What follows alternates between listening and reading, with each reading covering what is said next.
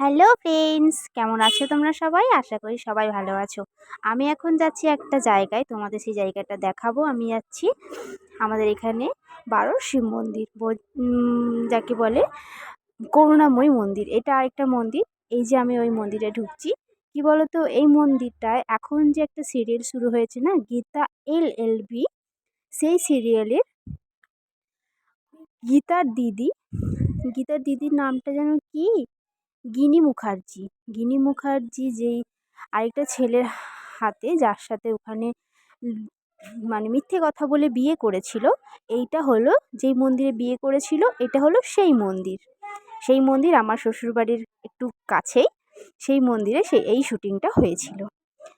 তো মন্দিরটা খুব সুন্দর। এর আগে আমি ওই মন্দিরটায় গেছিলাম, আর সেদিন আমি আলু কাটছিলাম আমার বাড়িতে রান্না করবো বলে, তখন এই সিরিয়ালটা দেখছিলাম।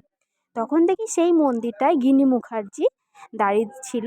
এই মন্দিরটায় আমি যখন লক্ষ্য করলাম যে এই তো সেই মন্দিরটা, তো আমি এই মন্দিরটায় গিয়ে ঘুরে এসেছি। যে শুটিংটা তো দেখতে পাইনি, কিন্তু সেই মন্দিরটায় গেছিলাম। তো তোমাদের মন্দিরটা কেমন লাগলো দেখো, খুব সুন্দর। আরেকবার যাব, খুব ভালো করে দেখাবো। এই দেখো, তখন মন্দির থেকে এসে আমি সেই সিরিয়ালটা দেখতে বসে গেছি, গীতা LLB।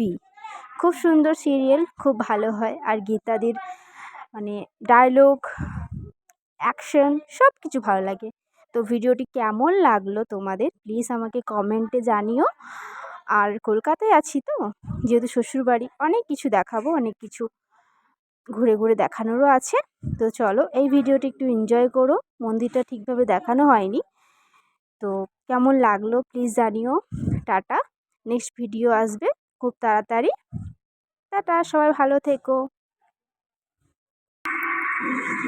কিরণকান্তি ব্যানার্জি লাশ পিছিয়ে দেবে, আর সেই লাশের উপর দিয়ে আমার ছেলে বিয়ে করবে।